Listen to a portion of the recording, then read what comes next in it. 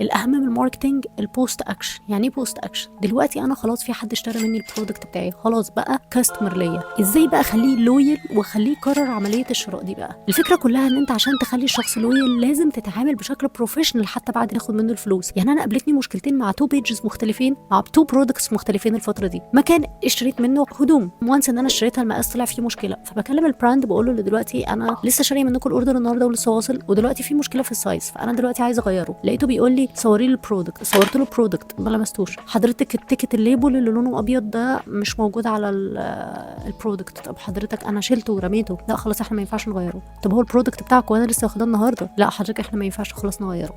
حضرتك دي ورقه، يعني انت هتخسر لي ثمن حاجه انا دافع فيها برايس عالي، وهتخسرني ككاستمر لمجرد ان انت عايز تكسب في قطعه واحده بس. طب ده انا كان عاجبني اكتر من حاجه عندكم على البيج، كنت هشتري اكتر من حاجه. ذا سيم برضو حصل معايا مشكله، جبت البرودكت من هنا والبرودكت طلع فيه عيب صناعه، فجايه بكلم الناس بيقولوا لي لا والله الليبل مش موجود. حضرتك هو في عيب صناعه، انا دلوقتي يعني اعمل ايه دلوقتي انتوا اللي عندكم مشكله، عندكم عيب صناعه. فيقول لي لا والله لازم الليبل. فيا جماعه لازم البوست اكشن. انتوا خسرتوني كلويال كاستمر، وخسرتوا ناس كتير اكيد كلويال كاستمر عشان تكسبوا الثمن برودكت دلوقتي. فانتوا فكرتوا في دلوقتي ما فكرتوش بعدين. فعشان كده يا جماعه اهم حاجه انكم تحافظوا على الليبل بتاع الحاجه اللي بتشتروها عشان تعرفوا ترجعوها. لا اكيد بهزر. اهم حاجه كبراند ان انت تحافظ على الكاستمر بتاعك عشان يبقى لويال، يكرر معاك عمليه الشراء، ما يشتريش منك مره وخلاص. فدايما فكروا في الموضوع ده قبل ما تفكروا في ثمن السلعه بتاعتك دلوقتي او البرودكت دلوقتي. استنوني التبس الجاي.